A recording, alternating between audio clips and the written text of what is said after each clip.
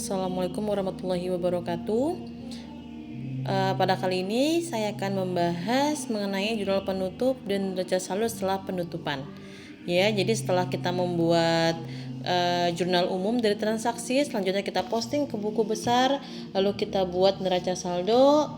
Setelah itu ada jurnal penyesuaian dan kita bikin neraca saldo setelah penyesuaian. Terus kita bikin juga laporan keuangan. Setelah itu kita bikin jurnal penutup dan neraca saldo setelah penutupan. Ya, jadi yang kita gunakan adalah neraca saldo setelah disesuaikan. Ya, jadi yang sudah tidak ada perubahan. Itu yang kita gunakan untuk data jurnal penutup. Selanjutnya, jurnal penutup itu atau closing entries adalah jurnal yang dibuat pada akhir periode akuntansi untuk mentransfer akun sementara ke akun permanen. Jadi akun penutup ini digunakan untuk menutup akun-akun perantara atau sementara, ya, misalnya kayak penjualan, retur pembelian, retur penjualan, pendapatan, beban, dan price dan lain-lain, ya. Sumber datanya itu di sini dari neraca saldo yang setelah disesuaikan. Jadi sudah akhir dan tidak ada perubahan lagi. Nah, biasanya kalau misalkan teman-teman pernah di akuntansi di SMK itu untuk mempermudahnya kita ambil dari kolom laba rugi atau kolom neraca pada saat kita membuat neraca lajur. Ya, itu di SMK kan, karena kita di kuliah tidak ada neraca lajur, makanya kita akan bahas dari mana kita perolehnya, ya. Nah, kapan dibuatnya jurnal penutup itu? Dibuatnya adalah setiap akhir periode secara otomatis setelah penyusunan laporan keuangan tanpa membutuhkan bukti transaksi. Nah, langkah-langkah menyusun jurnal penutup adalah yang pertama adalah kita tutup akun pendapatan atau akun penjualan. Di sini berarti semua atau seluruh pendapatan kita taruh di sisi debit dan ikhtisar laba rugi akunnya itu kita taruh di sisi kredit. Yang kedua, kita tutup adalah akun beban.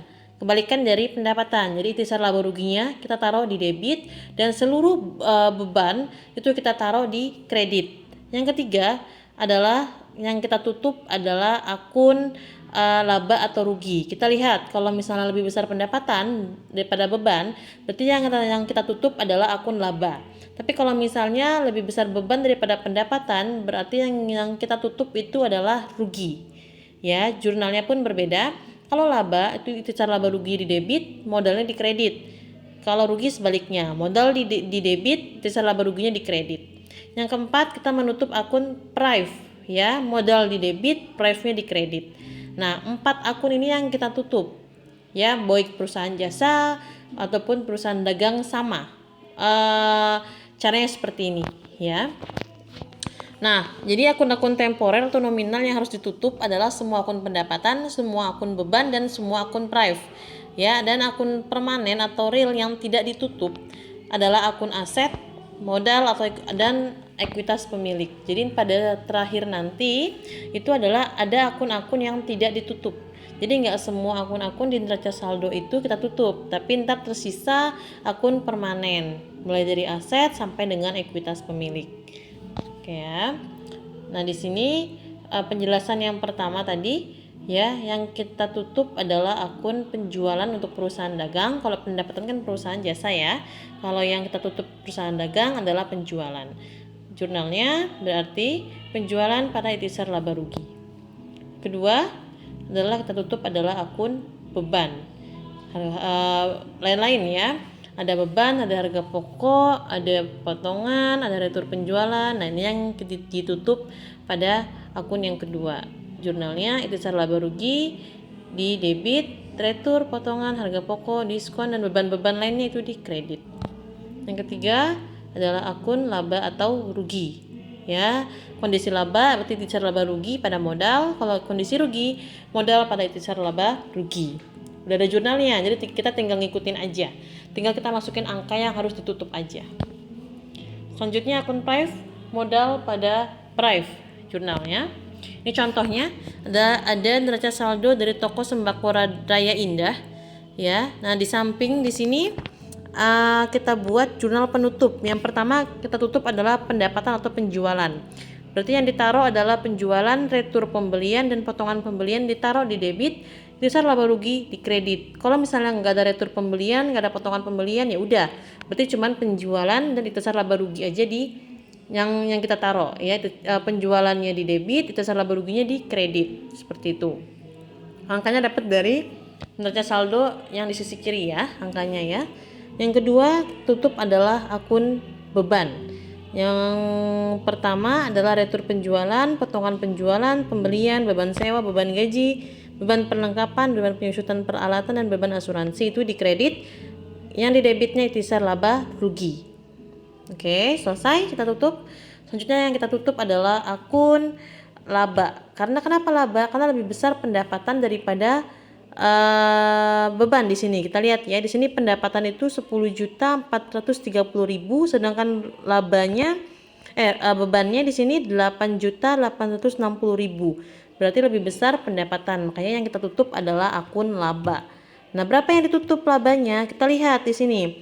Selisihnya berapa? 10.430.000 dengan 8.860.000. Selisihnya kan berarti 1.570.000. Tapi kita lihat di neraca saldo sudah ada akun ikhtisar laba rugi di 520, 1 juta. Berarti di debit. Berarti kita hanya tutup sisanya saja. Berarti sisanya berapa? 570.000 di debit untuk ikhtisar laba rugi. Karena sudah ada 1 juta ya. Untuk modalnya berarti 570.000. Nah, begitupun modalnya. Yang terakhir prive. Berarti modal adalah di debit 300.000, sedangkan prive-nya di kredit 300.000. Setelah selesai kita tutup semua dari akun pendapatan, beban, laba, dan prive, kita total di debit 20.160.000, di kredit 20.160.000. Sama ya, balance ya. Nah, berarti akun-akun ini yang ditutup ini itu istilahnya kebalik taruhnya, supaya nol. Namanya ditutup berarti intinya itu dinolkan. Jadi akun penjualan, retur pembelian, potongan pembelian, ikhtisar laba rugi, retur penjualan, potongan penjualan, semua akun-akun yang ada di jurnal penutup itu nanti hasilnya harus nol. Itu. Jadi yang tersisa hanya akun kas, asuransi, piutang, persediaan, perlengkapan, sewa, peralatan, akumulasi, hutang dagang, hutang gaji, hutang bank, dan modal yang tersisa. Nah, modal kita hitung, kita lihat dari sini misalnya ya. Ke sini modal ada 570.000 di kredit. Di sini ada debit 300.000 ya. Untuk di neraca saldo modalnya ada berapa di sini? Modalnya 24.700, berarti di kredit berarti modalnya 24.700 ditambah, kan di kredit nih, sama-sama di kredit dulu, ditambah dengan 570.000 dikurang dengan 300.000, makanya di sini dapat 24.970, seperti itu ya. Jadi dapatnya dari sana. Nah, lainnya itu nol harusnya. Contohnya misalnya penjualan. Kita lihat harusnya kan semua jurnal penutup ini kita posting ke buku besar lagi harusnya, biar kalian tahu nih saldo akhirnya nol atau tidak. Cuman kalau misalnya nggak harus buat buku besar pun kalian sudah tahu kalau udah tahu caranya. Contohnya misalnya penjualan. Dilihat di sini penjualan.